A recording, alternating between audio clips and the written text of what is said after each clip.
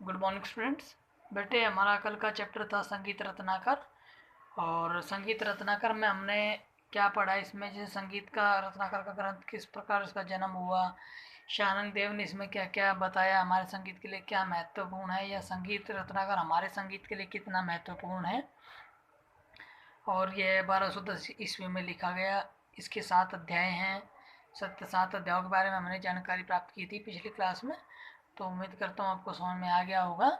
तो आज इसी चैप्टर को आगे बढ़ाते हुए हम इसमें आगे लिखेंगे ग्रंथ परिचय, अंडरलाइन करेंगे।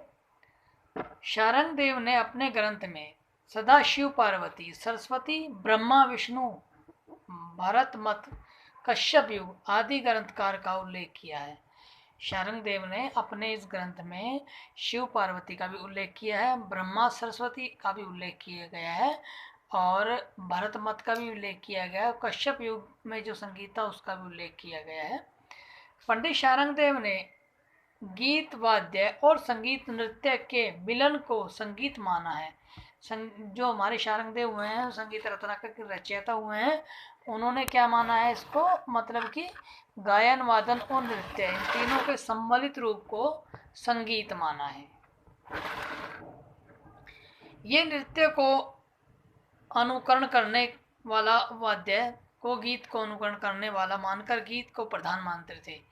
मतलब कि ये गीत को मानते थे, गीत को प्रधान मानते थे इसलिए क्योंकि नृत्य और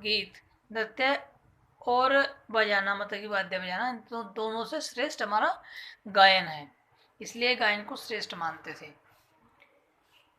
इनके अनुसार संगीत के 2 भेद हुए, मार्गीय संगीत, देशी संगीत। मार्गीय संगीत अंडरलाइन करेंगे। इसका प्रयोग ब्राह्मण लोग मोक्ष की प्राप्ति के लिए करते थे। इसको गंधर्व गान भी कहते थे। जो मार्गीय संगीत है उसको ब्राह्मण लोग मोक्ष की प्राप्ति के लिए करते थे, और इसको गंधर्व गान भी कहा जाता है। देसी संगीत, इसका प्रयोग विभिन्न देशों के जन रुचियों पर आधारित था। शारंग देव द्वारा संगीत रत्नाकर में समस्त रागों को 10 वर्गों में विभाजित किया गया। मतलब कि देसी संगीत जो हमारा लोकल संगीत है, जो हमारा प्रचलित संगीत है, उसको देसी संगीत कहते हैं। जो विभिन्न देशों का, हमारे राज्यों का गाना है, उनको भी देसी संगीत कह देते हैं। तो इस डेफिनेशन में भी यही कहा है कि इसका प्रयोग विभिन्न देशों और जन रुचियों पर आधारित है। शारंग देव द्वारा संगीत रत्नाकर में समस्त रागों को 10 वर्गों में बांटा गया, मतलब 10 भागों में बांटा गया है, जो इस प्रकार है। नंबर 1 ग्राम राग, नंबर 2 राग, उपराग, भाषा, विभाषा, अंतरभाषा, रागांग, भाषांग, उपांग और क्रियांग, ये 10 भाग हो गए।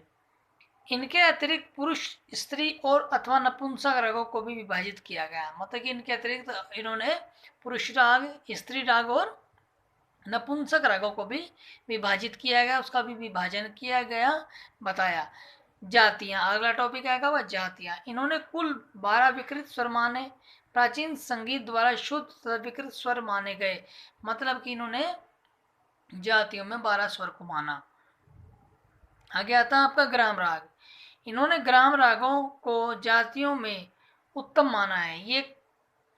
ये काम रागों से है और अन्य रागों में भी विकसित होते हैं। मतलब कि इन्होंने ग्राम रागों के श्रेष्ठ जाति राग को, जाति गायन को श्रेष्ठ माना, और ये ग्राम रागों से है और अन्य रागों से भी इसका विकास होता है। अगला आपका आ गया अलंकार।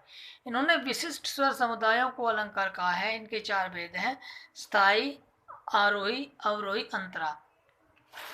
इन्होंने अलंकार के भी 4 भेद माने हैं, स्थाई, आरोही, अवरोही। तो आगे चलते हैं। अगला टॉपिक आपका है नाद का। जो हमने डेफिनेशन पीछे की वही थोड़ी थोड़ी अपने डिटेल में बताइए। नाद का, इनकी अभिव्यक्ति से ही आनंद मिलता है। मतलब कि नाद की अभिव्यक्ति से ही, नाद की जानकारी से भी हमें अच्छा लगता है सुनने में और आनंद प्राप्त होता है, वह सौंदर्य का अनुभव होता है। गीत, वाद्य, नृत्य नादात्मक मानकर संपूर्ण जगत को नाद के अधीन बताया गया है।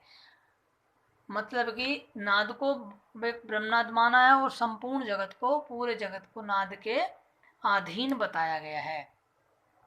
नाद भी 2 प्रकार के बताए इन्होंने, आहद नाद और अनाहद नाद। बेटे आज का टॉपिक आपका यही होता, बाकी बचा हुआ मैं आपको कल कराऊंगा।